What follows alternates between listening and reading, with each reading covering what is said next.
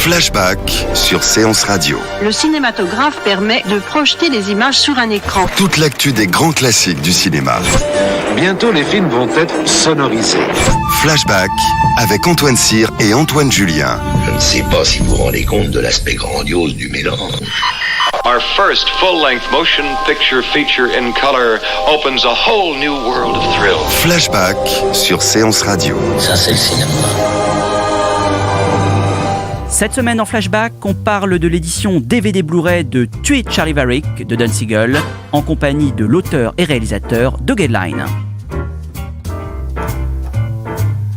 Dans l'actualité des sorties DVD Blu-ray, coup de projecteur sur Tuer Charlie Varick de Don Siegel, réalisé en 1973, qui sort dans une très belle édition chez Wildside. Charlie Varick, qui est campé par Walter Matthau, cambriole une banque avec sa femme et son acolyte. Nous sommes au début du film, mais il comprend vite que la somme énorme qu'il a dérobée appartient à la mafia, qui va lancer alors un tueur impitoyable à ses trousses. Un pitch, somme toute, classique pour un film qu'il est nettement moins. Et pour en parler, nous recevons Doug Edline, cofondateur de la revue Starfix, auteur de plusieurs ouvrages et réalisateur de nombreux documentaires, qui a rédigé un livre présent dans cette édition DVD. Ce livre revient sur l'histoire du film et la carrière de Don Siegel, qui, rappelons-le, fut entre autres le mentor de Clint Eastwood en le dirigeant à 5 reprises, notamment dans L'Inspecteur Harry et Les Proies. Doug Edline, bonjour. Bonjour. Merci beaucoup d'être avec nous dans Flashback. Alors, Don Siegel se considérait-il comme le dernier des indépendants, à l'instar du titre de votre livre? Eh bien, peut-être. Je pense que, en tout cas, il était l'un des vrais indépendants de Hollywood, avec quelques autres, par exemple Samuel Fuller ou Robert Aldrich, qui sont des réalisateurs qui ont commencé finalement à peu près tous à la même époque, dans les années 40 ou à la fin des années 30, dans des postes plutôt subalternes au sein des grands studios, et qui en fait étaient des hommes au caractère un peu intraitable et très décidés, et des gens déterminés, qui ont réussi à, partant de différents postes, par exemple, Don Siegel était monteur et réalisateur de seconde équipe sur beaucoup de grands films. Il a monté, par exemple, la séquence d'ouverture de Casablanca de Michael Curtis, qui est une séquence archi connue. Bon, et plein d'autres choses. Beaucoup de films avec Raoul Walsh, avec Hawks, voilà, donc qui ont été un peu ses maîtres à penser. Ces gens-là, en fait, avaient une fibre particulière. Ils avaient envie de faire leur film à leur façon, sans pour autant se couper complètement des studios. En tout cas, c'est le cas de Fuller, de Aldrich et de Siegel. Il y a eu d'autres cas, je pense à John Cassavetes, sur qui j'ai beaucoup travaillé, qui lui était carrément dans une position beaucoup plus antagoniste avec le système, mais là, nos trois réalisateurs, et Siegel peut-être en premier, étaient compatibles avec les studios, pour reprendre un mot à la mode ces jours-ci, et tout à fait capables en même temps de faire des films singuliers qui leur ressemblaient et sur lesquels ils lâchaient pas grand-chose. Oui, parce que vous dites vous-même dans votre livre, il se considérait comme un mercenaire au sein du système. Oui, Siegel avait une vision, avec le temps qui passait, de plus en plus, disons, désabusée de sa propre fonction, mais je crois que par moment, il s'en est aussi un petit peu amusé, c'est-à-dire que se qualifier lui-même de mercenaire, c'est-à-dire de dire qu'il était capable de prendre n'importe quel boulot, c'était à la fois assez vrai, mais il prenait seulement les boulots qui, dans le fond, lui permettaient de faire les choses qu'il avait envie de faire.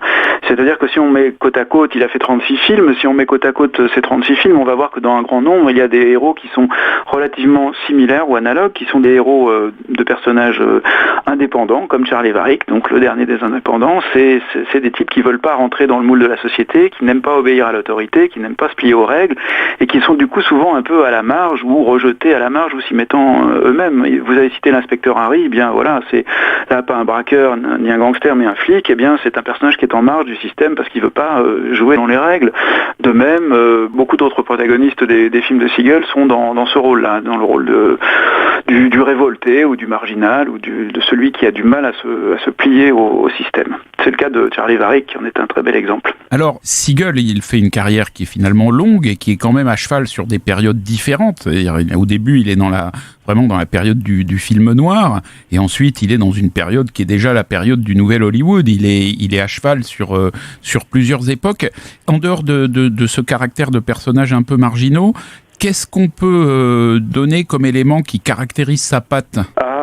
C'est quelqu'un qui a une très grande précision du fait que sa formation de monteur lui a bien servi. C'est aussi le cas de gens comme Robert Wise, par exemple, qui a fait une magnifique carrière dans des genres très divers, mais parce qu'il savait tourner à l'économie de par l'activité de monteur qu'ils avaient menée avant de passer à la mise en scène. C'est des gens qui savaient exactement ce dont ils allaient avoir besoin, et Siegel poussait ça d'une manière un peu Hitchcockienne jusqu'à dire qu'il allait essayer de tourner le moins possible pour qu'il y ait le moins de plans possible, que les producteurs puissent éventuellement venir tripatouiller pour modifier son montage à la fin. À partir du moment où il donnait pas plus de matériel que ce qui était absolument nécessaire, eh bien on pouvait pas raconter une autre histoire avec un surplus de plans qu'il aurait pu tourner. Donc il tournait de manière économique, ça c'était satisfaisant pour les producteurs parce qu'il faisait les films pour moins cher que d'autres, plus rapidement, il finissait même parfois en avance, et en même temps pour lui c'était bien parce qu'il réussissait à maîtriser beaucoup mieux le matériel. Il n'y avait pas de choses qui débordaient, il n'y avait pas de surplus. Voilà. Donc ça, c'est ça, la précision et l'économie, son style, et l'efficacité. C'est quelqu'un qui sait très bien gérer les scènes de violence, par exemple. Il y a deux scènes disons, spectaculaires de poursuite et de casse dans Charlie Varick, qui sont des scènes qu'on peut même qualifier de morceaux de bravoure, tellement elles sont bien gérées d'une manière épatante, à l'économie, certes, mais avec un sens du spectaculaire et de la brutalité qui est peu commun. Alors Charlie Varick, parlons-en justement. Il est considéré comme un des meilleurs films de Don Siegel, qui en a quand même réalisé beaucoup, plus d'une trentaine. C'est pas forcément le plus connu, mais c'est incontestablement un de ses meilleurs films. Alors qu'à l'époque, il n'avait pas été très bien reçu, ni par le public, ni par la critique. Non, le film est passé un peu inaperçu, mais vous avez parlé de la longue carrière de Siegel, et c'est exactement le même cas pour Aldrich et pour Fuller. Ce sont des gens qui ont commencé avec le système des studios à la fin des années 30, au début des années 40, et qui ont travaillé dans le système des studios d'une manière différente de la plupart des tâcherons de studio. Eux gardaient leur esprit indépendant, mais en même temps, ils ont bien profité de ça, et ils ont réussi à aller jusqu'à la fin des années 70, et ils se sont tous cassés les dents sur les années 80. Après, c'était pas une question d'âge, c'est pas des gens qui étaient très âgés au moment des années 80. Ils auraient pu continuer à tourner, mais simplement la formule de création du grand Hollywood n'était plus en vigueur. Le cinéma indépendant des années 70, c'est quelque chose qu'ils ont très bien su adapter, mais après, quand on est passé à l'industrialisation moderne finalement qui a eu lieu dans les années 80, ces cinéastes-là n'avaient plus leur place. Hollywood ne voulait plus les faire tourner. Et du coup, un film comme Charlie Varick annonce déjà presque ça, c'est-à-dire que c'est un film qui sort la même année que des choses extrêmement mémorables. L'année 73, qui est l'année de Charlie Varick, c'est aussi l'année de Serpico, de Papillon, de L'Exorciste, de Mean Street, de American Graffiti et encore un tas d'autres. C'était une année où il y a énormément de films très marquants dont on se souvient aujourd'hui encore comme des classiques, heureusement. Et donc un film comme Varick, qui était finalement une super série B ou une série B super vitaminée, passe un peu inaperçu parce que finalement c'est du cinéma à l'ancienne, c'est du cinéma old school, c'est un polar des années 50 finalement, mais avec la liberté de ton des années 70, avec la virulence et le côté subversif du cinéma des années 70. Donc c'est là que Siegel a été très fort. C'est qu'il a jusqu'à la fin finalement, jusqu'à l'évadé d'Alcatraz avec Eastwood, son dernier film avec Eastwood en 79, réussi la synthèse du cinéma classique de Hollywood et du cinéma indépendant des années 70. Et du coup, c'est vraiment un cas presque unique. Bon, Fuller et Aldrich étaient dans la même lignée, mais ils sont très peu. Alors, il y a une des caractéristiques de ce Charlie Varick, c'est qu'on a des seconds rôles qui sont absolument extraordinaires. Je dois dire que même au début, pendant le casse, par exemple, il y a des successions de plans sur des gueules qui sont à chaque fois extraordinaires. Vous parliez de trucs où il n'y a pas un plan superflu, mais oui, il y a un côté même presque truculent aussi dans les personnages. Voilà. Mais donc il y a des personnages. Est-ce que vous pouvez nous parler, par exemple, de Joe Don Baker qui joue l'envoyé de la mafia, finalement très particulier, sadique, en même temps un peu onctueux, qui poursuit Charlie Varick. Oui, alors bon, Siegel était très bon pour camper les seconds rôles. Il a toujours eu des castings effectivement de gueules, de gens qui avaient des têtes pas possibles. Bon, ça va de Neville Brand à un tas d'autres. Et là, on était sur Joe Don Baker, qui est fantastique dans ce film. C'est quelqu'un qu'on a finalement peu connu en France. Il a été un petit peu une petite vedette au moment de Justice sauvage de Phil Karlson, qui était un gros film de vengeance qui avait extrêmement bien marché à l'époque, où il jouait un shérif buté et brutal. Et le film a été un gros carton, mais c'est un peu son seul gros succès commercial.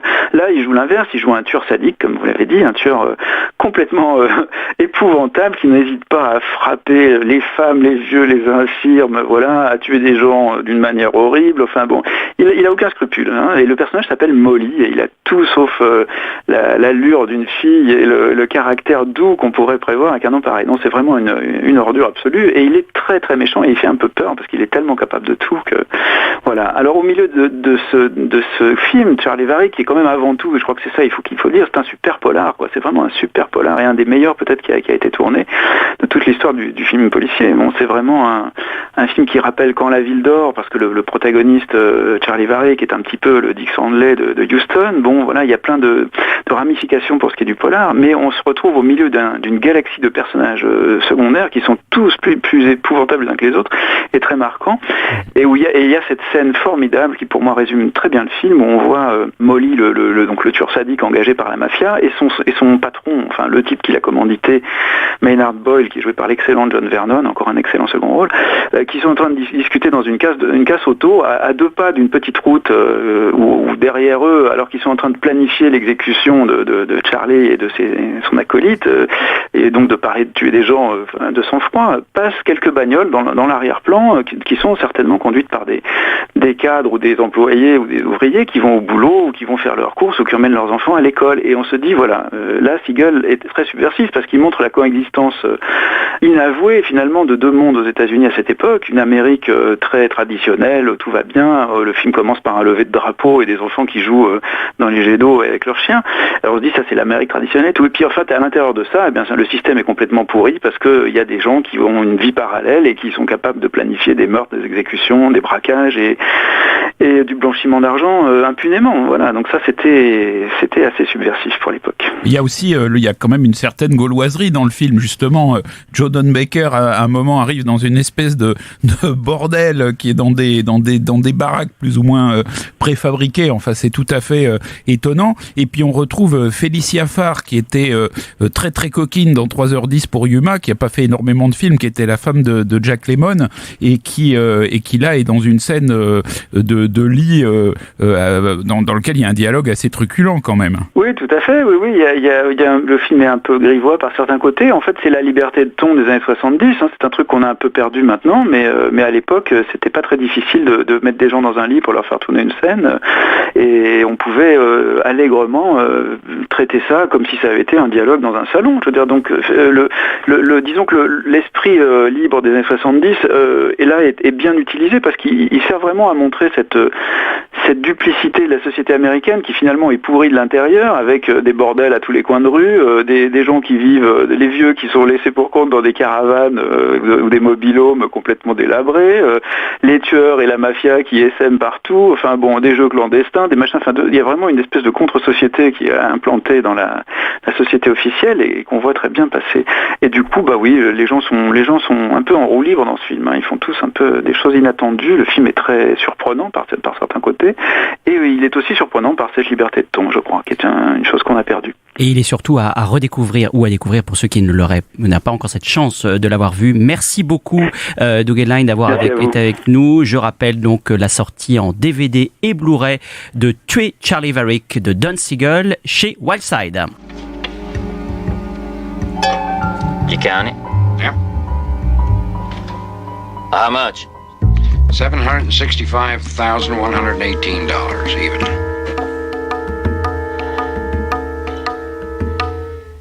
I thought I'd never live to see that much money. Never mind, have it for my own. 1/3. Huh? 1/3 is yours, 2/3 is mine. Sure, good, buddy. Sure. That's what I meant. We're missing the news. Flashback sur Séance Radio. Le cinématographe permet de projeter les images sur un écran. Toute l'actu des grands classiques du cinéma. Bientôt, les films vont être sonorisés. Flashback avec Antoine Cyr et Antoine Julien. Je ne sais pas si vous vous rendez compte de l'aspect grandiose du mélange. Our first full-length motion picture feature in color opens a whole new world of thrill. Flashback sur Séance Radio. Ça, c'est le cinéma.